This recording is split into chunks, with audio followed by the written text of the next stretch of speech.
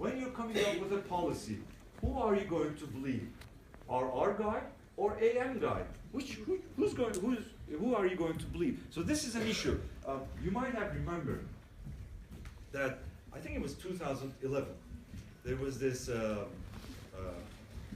outbreak, again, a flu outbreak, and by the end of the year, 2011, December, a scientific group, a science group, I think they were in Netherlands, they came up with a prediction. They said, by the end of January 2012, 500 million people will die all around the world. That was their prediction.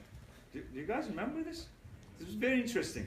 And in our government, we got scared. Everyone got scared. So they said, let's buy this drug, Theraflu, which is about 90 liras at that time, and store it in case we have a outbreak like this. So they end up spending $600 million to buy the stock of this medication. And you know what happened? Nothing. No one died. And so it was the end of it. So by science, you can decide to do many things, but you have to be careful when you're also listening to scientists, Anyway, so, okay, this is where it gets fun. I'm a medical engineer, and I dream of many things, of a new world. And when I see things, I imagine and dream of things like this, where in an environment, this is Star Trek, by the way. I don't know if you guys know Star Trek. Yeah. Wow. Star Trek. Thank you. Right? In one of the Star Trek movies, there is an infirmary, and inside the infirmary, there is an emergency medical hologram. This guy is not real. It's made out of photons. But, it's year 2400, and he can hold things like this. He has an assistant who's called Kes. She's a telepath, and they have captured the Borg, as you can see, half machine, half human, and he's holding something, a medical tricorder. You don't see any wires or cables sticking in and out. He's just lying on this bed. It's called a bio bed, okay? And he's doing this. What I dream of is this. It's an instrument, it's an instrument that you can use to measure what is going on inside your body, your blood chemistry, all these things. And I also dream, my wife dreams of this guy. We have been in a fair in London, 2014, where this gentleman, this actor, was present over there, and we got his autograph, and he says, "To Gülsüm, my wife, from your doctor." He was like a couple of meters away from me, Anyway. Okay, so I dream of this. What can you do about this? Can you change the future? I'm going to give you an equation. I hope you like it. I know this is not the whole agenda of the meeting, but if you want to achieve something in your life, you have to change the things, and you have to invent something, and you have to propose something to the world. This could be an idea as well. It does not need to be a solid invention like this, okay? So I believe you're going to need several factors, like if you want to be a good entrepreneur, you have to have a good character, which includes boldness and perseverance to do certain things. You have to have a vision, and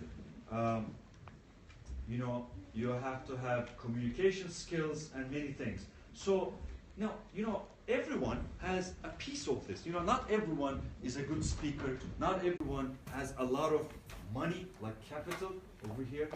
Some people know a lot. Some people don't know a lot. When you study a lot, you know a lot. So I came up with this formula for success. And this formula, I believe, has sufficient conditions and necessary conditions. When you start reading math, you know these things. You will learn these things. It says that W5 should be less important than W4, meaning you don't need to know too much. Money is more important to be able to, design something and do something. And not only that, W3, which is your communication skills, must be much greater than your money and your knowledge. So if you can sell things, if you can explain things better, which I think is the whole purpose of this whole meeting, to improve your presentation skills, I believe, also, public speaking and all. So this is important. While the first three, this one, and this one, meaning your character, your vision, and communication skills, must be much greater than the amount of knowledge that you have acquired.